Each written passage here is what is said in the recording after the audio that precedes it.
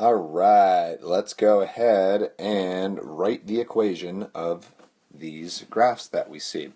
When doing this, first thing you should do is identify what the mother function is. What is the base function that has been shifted and transformed, multiplied by something, stretched, dilated, reflected, mirrored, whatever you want to call these things. Let's figure out what they are.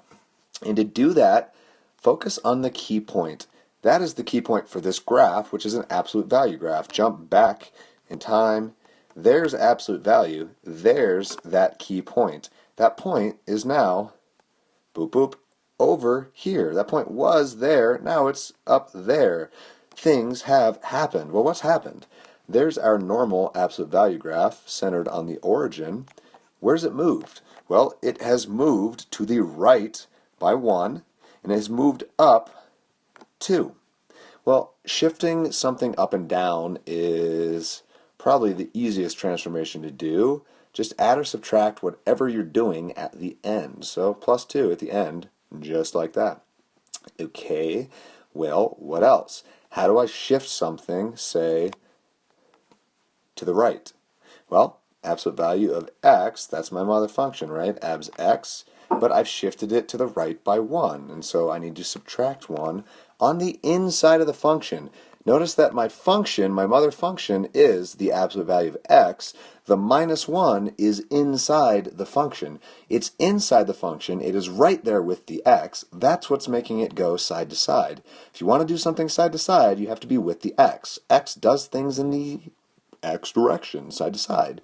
And so, shifting side to side, gotta be with the x.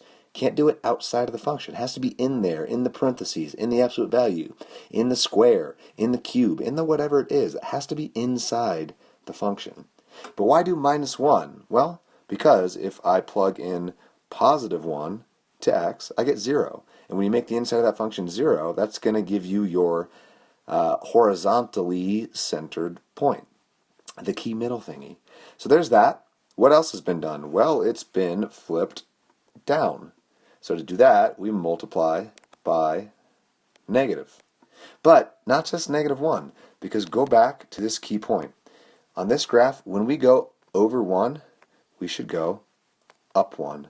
And we get that point right there, 1, 1. All of these graphs have that point. That is our key 1, 1 thingy that we use to shift stuff. Well, we can do the same thing here. When I go over 1, instead of going up 1, I know I'm going down because of that flip we talked about, but I don't just go down 1, I go down 2, which means instead of just a negative out front, I need a negative 2 out front.